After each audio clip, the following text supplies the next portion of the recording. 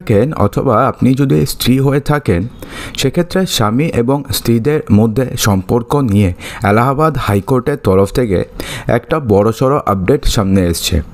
হ্যাঁ বন্ধুরা, অধিকাংশ স্বামী সম্পত্তি তাদের স্ত্রীদের নামেই কিনে থাকে। এক্ষেত্রে একদিকে যেমন স্ট্যাম্প ডিউটিতে ছাড় পাওয়া যায়, তেমনি আরও অনেক কিছু সুবিধা পাওয়া যায়। তো সেই জন্য বেশিরভাগ স্বামীরা তাদের স্ত্রীদের নামেই সম্পত্তি কিনতে বেশি পছন্দ করে।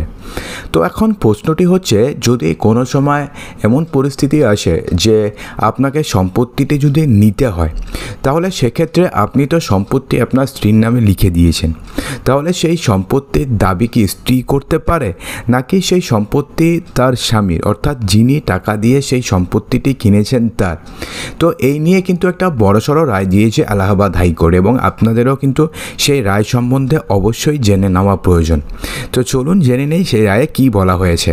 সম্প্রতি এলাহাবাদ হাইকোর্ট একটি মামলার উপরে একটি ঐতিহাসিক সিদ্ধান্ত এসেছে, যেখানে বলা হয়েছে যে স্ত্রীর নামে কেনা সম্পত্তি পারিবারিক সম্পত্তি হিসাবে গণ্য হবে। এলাহাবাদ হাইকোর্ট এক্ষেত্রে সম্পত্তির বিরোধ সম্পর্কিত এই মামলায় একটি গুরুত্বপূর্ণ সিদ্ধান্তটি শুনিয়েছেন।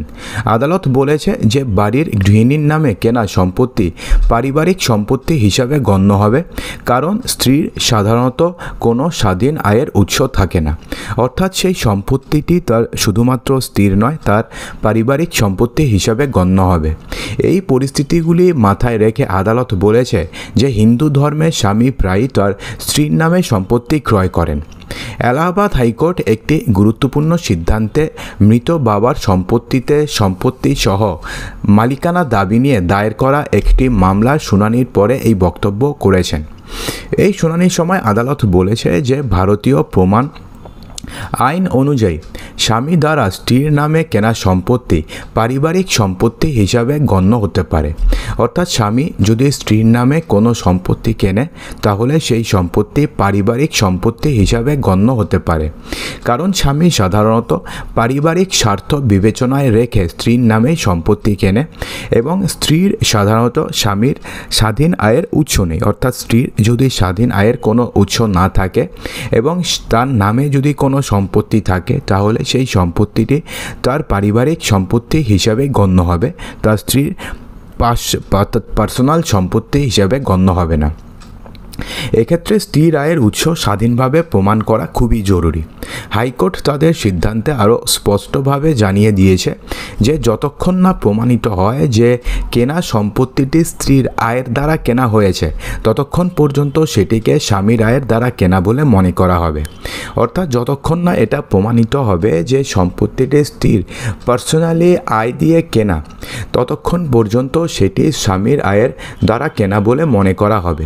এই মামলা আবেদনকারী সৌরভ গুপ্তার পক্ষ থেকে দায়ের করা হয়েছিল, যেখানে তিনি দাবি করেছিলেন যে তাকে তার বাবার দ্বারা কেনা সম্পত্তির 1/4 সহ মালিকানা দেওয়া হোক। অর্থাৎ তিনি দাবি করেছিলেন যে তার বাবার যে কেনা সম্পত্তি, সেক্ষেত্রে 1/4 মালিকানা তাকে দেওয়া হোক। তিনি যুক্তি দিয়েছিলেন যে এই সম্পত্তিটি তার মৃত বাবার দ্বারা কেনা হয়েছে এবং তিনি তার মায়ের সাথে সহ অংশীদার। সৌরভ গুপ্ত নিম্ন আদালতের সিদ্ধান্তের বিরুদ্ধে হাইকোর্টে আপিল দায়ের করেন। অর্থাৎ প্রথমে নিম্ন আদালত অন্য রায় শুনিয়েছিল, সেই সিদ্ধান্তের বিরুদ্ধে হাইকোর্টে আপিল দায়ের করেন। হাইকোর্ট এই মামলায় সৌরভের মাকে প্রতিপক্ষ হিসাবে মনে করেছে। সৌরভ সম্পত্তিটি অন্য কোনো তৃতীয় পক্ষের কাছে স্থানান্তরিত হতে নিষেধ করার জন্য একটি আবেদন পেশ করেন। এই মামলায় সৌরভের মাতা একটি লিখিত বিবৃতি দিয়েছেন, যেখানে তিনি বলেছেন যে এই সম্পত্তিটি তার স্বামী তাকে উপহার হিসাবে দিয়েছেন, কারণ তার কোনো আয়ের উৎস নেই। তো এবার দেখুন কি বলা হয়েছে। নিম্ন আদালত এই মামলায় অস্থায়ী নিষেধাজ্ঞা আরোপের আবেদন খারিজ করে দেয়। এরপরে সৌরভ ডাইরেক্ট হাইকোর্টে আপিল দায়ের করেন। হাইকোর্টে সৌরভের আপিলের শুনানি করে বলেছেন যে স্বামী দ্বারা স্ত্রীর নামে কেনা সম্পত্তি স্বামীর ব্যক্তিগত আয়ের দ্বারা কেনা হয়েছে বলে মনে করা হবে, কারণ স্ত্রী সাধারণত উপার্জনের কোনো মাধ্যম নেই। সুতরাং এই ধরনের যে সম্পত্তি রয়েছে, যেটা স্বামীরা তার উপার্জন দিয়ে কেনে এবং তার স্ত্রীর নামে লেখে, এই ধরনের সম্পত্তিকে যৌথ হিন্দু পরিবারের সম্পত্তি হিসাবে গণ্য করা হবে। অর্থাৎ এই সম্পত্তিটি পার্সোনালি যদি এই স্বামী তার স্ত্রীর নামে লিখে দেয় বা তার স্ত্রীর নামে কেনে, তাহলে পার্সোনালি তার হয়ে যাচ্ছে না, এটা তার পারিবারিক সম্পত্তি হিসাবে গণ্য হবে এবং এই সম্পত্তিতে, এই পরিস্থিতিতে এই সম্পত্তিকে তৃতীয় পক্ষকে দেওয়া বা বিক্রি করা থেকে বিরত রাখা অত্যাবশ্যক। ক্ষেত্রে এলাহাবাদ হাইকোর্টের তরফ থেকে আরও একটি বড়সড় নির্দেশ দেওয়া হয়েছে। তো সেক্ষেত্রে বলা হয়েছে যে স্বামীর জীবিত অবস্থায়, অর্থাৎ যতদিন স্বামী জীবিত থাকবেন ততদিন সেই সম্পত্তির উপরে স্ত্রীর কোনো অধিকার নেই। অর্থাৎ স্ত্রী কিন্তু সেক্ষেত্রে কোনো অধিকার আরোপ করতে পারবে না। ভারতীয় আইন অনুযায়ী যতক্ষণ স্বামী জীবিত থাকবেন ততক্ষণ তার নিজের অর্জিত সম্পত্তির উপরে স্ত্রীর কোনো অধিকার নেই। স্ত্রীর অধিকার কেবলমাত্র স্বামীর মৃত্যুর পরে মেলে। অর্থাৎ যতদিন পর্যন্ত স্বামী জীবিত থাকবেন ততদিন পর্যন্ত তার অর্জিত সম্পত্তির উপরে স্ত্রীর কোনো অধিকার নেই। তার অধিকার শুধুমাত্র স্বামীর মৃত্যুর পরে থাকবে। 1956 সালের হিন্দু উত্তরাধিকার আইনের অধীনে স্ত্রীর পৈতৃক সম্পত্তিতে পুত্রের সমান অংশ পাওয়া যায়। অর্থাৎ স্ত্রীর যে পৈতৃক সম্পত্তি রয়েছে সেখানে তার পুত্রের সমান অংশ পাওয়া যায়, কিন্তু এই অধিকার কেবল পৈতৃক সম্পত্তিতে প্রযোজ্য, স্বামী যে সম্পত্তি নিজে অর্জন করেছে তার উপর নয়। অর্থাৎ ব্যাপারটি কি ভালো করে বুঝবেন, কোনো স্ত্রীর তার যে পিতার সম্পত্তি সেই সম্পত্তিতে পুত্রের সমান অংশ পাওয়া যায়, কিন্তু এই অধিকার কেবলমাত্র পৈতৃক সম্পত্তির ক্ষেত্রে প্রযোজ্য হবে।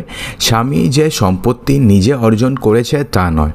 অর্থাৎ স্বামী নিজে যে সম্পত্তি কিনেছে তার স্ত্রীর নামে, সেই সম্পত্তি শুধুমাত্র তার স্ত্রীর নয়, সেই সম্পত্তিটি তার পরিবারে, অর্থাৎ তার ছেলে অথবা মেয়ে সেই সম্পত্তির ওপরে নিজেদের অধিকার দাবি করতে পারে। এক্ষেত্রে আরও বলা হয়েছে যে যদি স্বামী মারা যায় এবং স্ত্রী একমাত্র উত্তরাধিকারী হয় এবং যদি কোনো সন্তান না থাকে তাহলে তাকে তার সম্পত্তির 1/4 পাওয়া যাবে। যদি সন্তান থাকে তাহলে তাকে 1/8 অংশ পাওয়া যাবে। অর্থাৎ যদি সন্তান থাকে তাহলে তো তার অংশটুকুন দিতে হবে, যদি না থাকে তাহলে সে সম্পূর্ণটাই পেয়ে যাবে। যদি স্বামী কোনো উইল তৈরি করে তবে সম্পত্তির অধিকার সেই উইল অনুযায়ী নির্ধারিত হবে। অর্থাৎ স্বামী যদি উইল করে দিয়ে যায় তাহলে সেই উইল অনুযায়ী সেই সম্পত্তির অধিকার নির্ধারিত হবে। যদি উইলে স্ত্রীর নাম না থাকে তাহলে তার স্বামীর অর্জিত সম্পত্তি থেকে কিছুই পাওয়া যাবে না। অর্থাৎ উইলে স্ত্রীর নাম থাকতেই হবে, যদি না থাকে তাহলে অর্জিত সম্পত্তি, অর্থাৎ স্বামী যেই সম্পত্তি অর্জন করেছে সেই অর্জিত সম্পত্তি থেকে স্ত্রীরা কিছুই পাবে না। একটি গুরুত্বপূর্ণ প্রশ্ন হচ্ছে, যদি এই সম্পত্তি স্ত্রীর নামে কেনা হয় তাহলে সেটির উপরে কার কত অধিকার থাকবে? এই সম্পর্কিত হাইকোর্ট তাদের সিদ্ধান্তে স্পষ্ট নির্দেশনা প্রদান করেছে। তো বন্ধুরা, এই নিয়ে আপনাদের কি মতামত রয়েছে? অর্থাৎ এলাহাবাদ হাইকোর্টকে সঠিক রায় দিয়েছে নাকি দেয়নি? আপনার কি মনে হয়? অবশ্যই কমেন্ট বক্সে জানাতে একদমই ভুলবেন না। আর যদি ভিডিওটি ভালো লাগে তো লাইক করবেন, বন্ধুদের মাঝে প্রচুর শেয়ার করবেন এবং চ্যানেলটিকে সাবস্ক্রাইব অবশ্যই করবেন। তো দেখা হচ্ছে আমাদের আগামী ভিডিওতে আরও কিছু ইম্পর্টেন্ট নিউজ নিয়ে। ততক্ষণের জন্য ভালো থাকবেন, সুস্থ থাকবেন।